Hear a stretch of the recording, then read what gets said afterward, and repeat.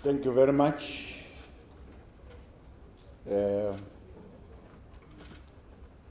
Minister of Defense and Military Veterans, Mr. Mabuza, Deputy Minister of Defense and Military Veterans, Mr. Makwetla. We were supposed to have our premier of the Western Cape. We have received an apology. The entire provincial government has rendered an apology.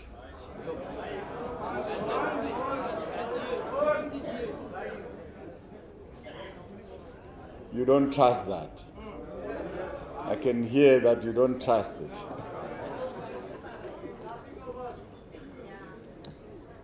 Well, I've accepted the apology, and I want to pursue this relationship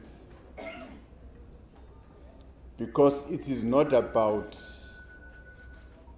the ANC, it's not about the DA, it's about the military veterans. So it is about our responsibility as government. And I'm sure we're going to fix this one. The Chief Executive Officer of the Castle Control Board, our esteemed military veterans, government officials, members of the media, and ladies and gentlemen. Good morning. Good morning to all of you. To begin with, I want to take this opportunity to welcome everyone here today and thank you for taking time to attend this important meeting, a meeting where we are supposed to deliberate and agree on how jointly we're going to work together in resolving the many challenges that are confronting our nation's veterans. From our side, we don't take this for granted. Your presence here is very important, and your participation demonstrates your dedication in the initiatives of finding long-term solutions to the difficulties that confront our military veterans on a day-to-day basis. We'll never take for granted the critical role you have played as military veterans from a variety of formations and armed forces in the fight to overthrow the apartheid regime in South Africa. The history of our liberation struggle can never be narrated fully without acknowledging the heroism and sacrifices of all our military veterans who committed their lives to the service of national freedom. You trained and slept in the bush camps, left your families, and dedicated your lives to the well-being of our country, South Africa. You will forever remain heroes and heroines of our democracy. Your efforts have liberated our country. Today we're enjoying the benefits of democracy because of your selfless contribution. In the process, Many of our military veterans lost opportunities to develop themselves, advance themselves through education, and any available employment opportunities because you chose the country, your people.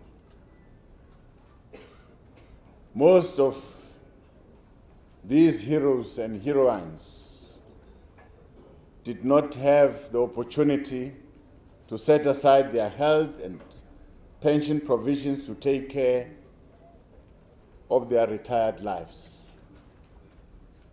It is for this reason that both government and our people must remain committed to ensuring that our veterans of the armed forces are provided with the necessary care, the necessary benefits and opportunities necessary to lead their lives with integrity and respect. It is unfortunate that when we demobilized the combatants and integrated you into civilian lives, you had to return to your communities where opportunities for employment with your skills set are severely limited. Many of you have been reduced to abject poverty and hopelessness. Therefore, you have every right to demand a portion of benefits that come with freedom. It is for this reason that our government started a legislative process that eventually saw the enactment of the Military Veterans Act, Act number 18 of 2011, from which the Department of Military Veterans was formally established. Since then, military veterans became entitled to benefits that are prescribed in the Act and were able to raise grievances in relation to their perceived incapacity of the Department of Military Veterans to adequately dispense these benefits to their community. It is for this reason, therefore, that the President established the Presidential Task Team on the affairs of military veterans in the latter part of 2020, under the leadership of the David President, to tackle the concerns raised on the livelihoods of our military veterans. Some of you will recall that in our initial meetings, all provincial premiers were called in order to assist in the amicable resolutions of these challenges that are faced by military veterans. Our belief is that provinces have a role to play in supporting military veterans because they are very closer to where our military veterans live. Since then, we have made an effort to interact directly with military veterans in their respective home provinces, as we are doing today, to agree on a number of issues that need to be resolved and addressed. So far, we have already visited 6 provinces. Deputy Minister Makwetla, this will be the 7th province. We have visited Gauteng, Eastern Cape, Limpopo, Free State, Mpumalanga, and Northwest. Today we are in the Western Cape.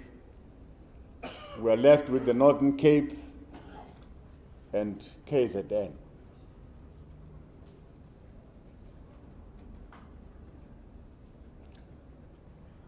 So we are meeting today to update you on progress that the task team has made in articulating its mandate through its 7 work streams. Most importantly, this provincial visit will offer us an opportunity to reflect on the obstacles that might be delaying the process to enable you to access your benefits that are prescribed by the Military Veterans Act, such as your pension, your housing, your health services, education, just to name a few. Some of the obstacles that we have identified that have caused a delay in the delivery of your benefits was the negative impact that the COVID pandemic has had on the DMV's operations and performance. So the Department of Military Veterans was also severely affected by COVID-19. The second thing that we have realized, the constrained fiscal environment also played a very important role in the delay of delivering the necessary services. The biggest obstacle that we need to finalize and resolve is the management of the Department of Military Veterans database of all our military veterans. That must be concluded without delay.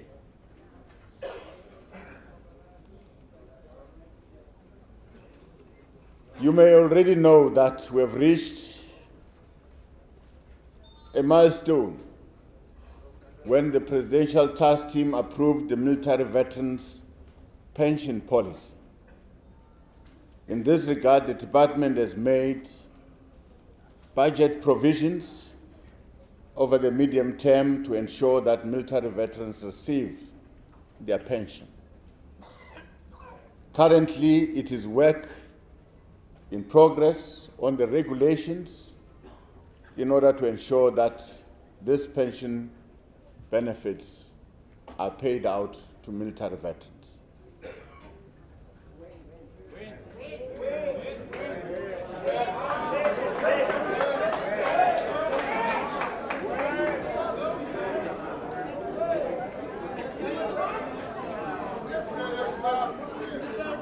Okay. Okay. Yes. Yes. I never thought you'll ask me a question while I'm speaking. I never thought you'll ask a question while I'm speaking. But of course, I understand why this question.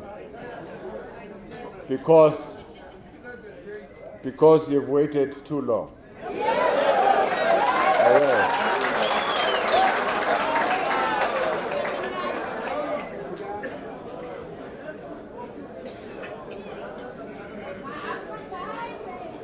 We are aware of the deficit that needs to be urgently filled by this policy, and we appeal to our military veterans just to exercise a bit of patience. We are almost there.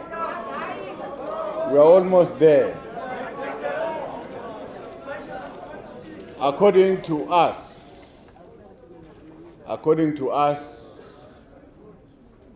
we debated this matter in the last task team meeting. It was presented, it's going to be presented to you even today. As we report to you, we are going to report on this matter. It is there in our agenda. So there's nothing that we want to hide from you. There's nothing. But in terms of the task team, the three of us with Minister Mondli, who's not here, it is our wish that come December, we pay this one. It is our wish.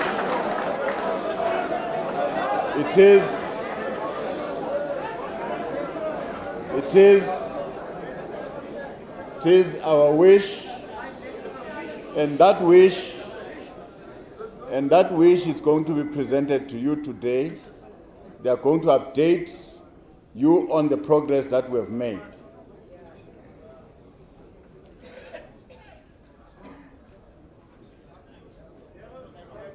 The Presidential Task Team takes its mission and the continuing challenges faced by military veterans very seriously.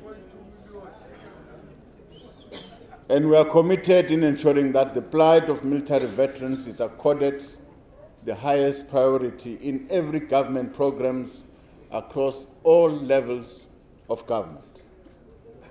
Therefore, we are putting ourselves in the forefront of inviting military veterans to inform us of their difficulties so that we can ensure that they receive the necessary attention they deserve. In addition, we take this opportunity to urge all officials who are employed in the areas where they are required to provide the necessary services to our military veterans to work diligently with the necessary empathy and demeanor that is required to serve this very prestigious community. The task team is ready to assist the Department of Military Veterans in accessing the additional resources that are needed to better the services of this constituency. As we move forward, it is crucial to properly facilitate government-wide response that is both effective and coordinated, as well as a joint action plan that aims to address the unique challenges faced by our nation's veterans. I can assure you that we will overcome. I can assure you that eventually our military veterans are going to be accorded the respect they deserve.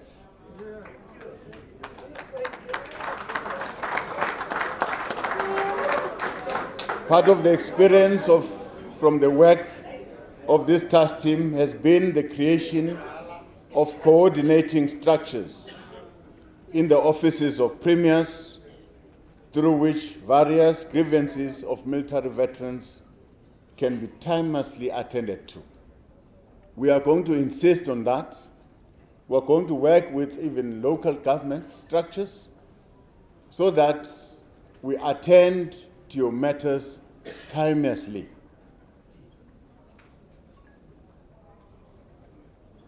As we interact with the Western Cape today, we call on the province to work collaboratively with the Department of Military Veterans in establishing mechanisms that will assist in closing the distance between the National Department of Military Veterans and military veterans that are located in the province. In our discussion today, we need to reflect and agree on how we will strengthen institutional response mechanism that will allow us to promptly resolve issues raised by military veterans from time to time. We must have an agreed process that will help us to resolve these issues. Specifically in this province, there must be consensus on how to address peculiar issues facing our military veterans and ensure that their socio-economic conditions are improved.